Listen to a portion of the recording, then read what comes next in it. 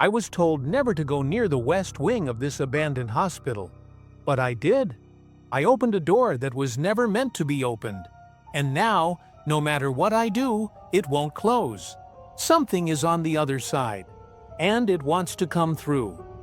The air inside the abandoned hospital is heavy, thick, like it's alive, pressing against my skin. My footsteps echo down the empty hall, but there's another sound. A second set of footsteps, just behind me. I spin around. Nothing. But the door I opened, it won't close. It's like something is holding it open. A cold whisper seeps through the crack, barely audible. "Why did you open it?" My breath catches. I am not alone, and whatever is here doesn't want me to leave. I step closer, my pulse hammering. The room beyond the door shouldn't exist. It's not part of the hospital's layout. The air is colder here, thick with dust and something else. Something rotten. In the center of the room, an old wooden chair faces the wall. Someone is sitting in it. Their back is turned, completely still.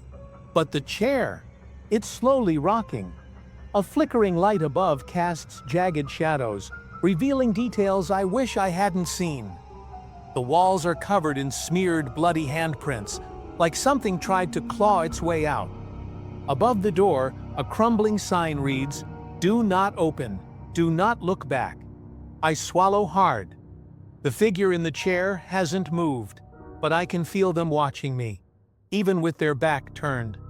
I turn back to the doorway I entered from, but it's gone. Only an endless hallway remains. My chest tightens. This wasn't here before. The hospital layout is shifting, trapping me. My hand trembles as I check my phone. 3:33 a.m. I blink, refresh the screen. The time won't change. It's stuck. Behind me, the wooden chair creaks. My breath catches. The figure that was sitting is now standing, still facing the wall, motionless. But something about it feels wrong. Its limbs too stiff, its back slightly bent, like its bones don't fit inside its skin. Then, a whisper slithers through the air.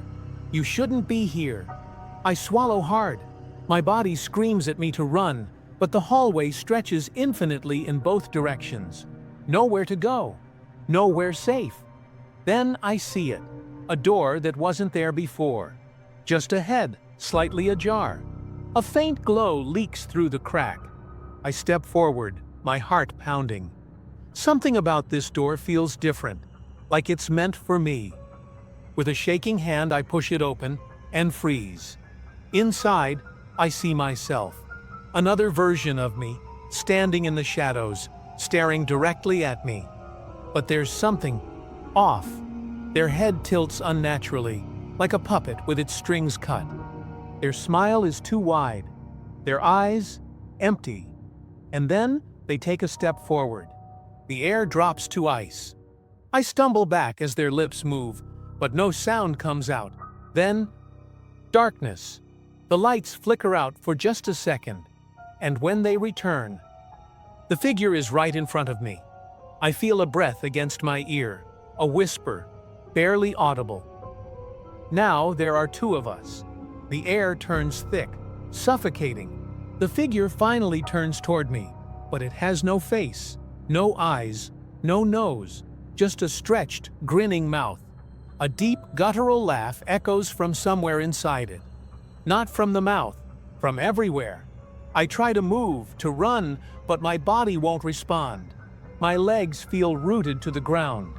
My breath comes in sharp gasps. I can't move. Then, in a blur, it lunges. Everything shatters. Reality warps. And suddenly, I'm no longer standing. I'm sitting.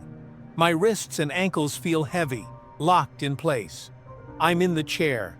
My mind screams in confusion. I was standing a second ago. I look down at my hands. They aren't mine. My fingers feel stiff, unnatural. Then I hear footsteps. Someone is approaching. I look up. It's me, another version of myself, standing in the doorway, watching, smiling. The door's reflection shows my own face, but It's not panicked, it's calm, smug. My reflection lifts a hand and waves, mocking me. Then, without a word, it turns and walks away. The door slams shut from the outside. I try to scream, but my voice doesn't work. The screen cuts to black. Only one thing remains. Breathing. Slow, ragged breathing in the darkness. But whose? I jolt awake, gasping for air. My heart pounds in my chest. Was it a dream? I'm in my bed, safe. The soft glow of my phone screen flickers on the nightstand. Relief floods through me. But then, I see the time. 3:33 a.m. My breath catches in my throat.